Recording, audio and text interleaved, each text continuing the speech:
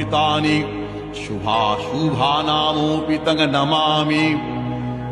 कामरूपसमुद्भूते कामपीठावतंसके विश्वाधारे महामाये कामेश्वरि नमोऽस्तुते।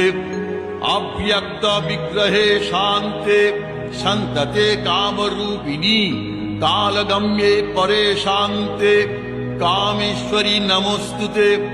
या सुषुम्नान्तरालस्था चिन्त्यते ज्योतिरूपिणी प्रणतोऽस्मि परं धीरं कामेश्वरि नमोऽस्तुते।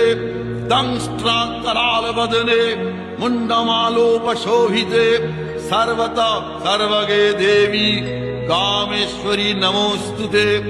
चामुण्डे च महाकाली काली कपोलहारिणी पाशहस्ते दण्डहस्ते कामेश्वरि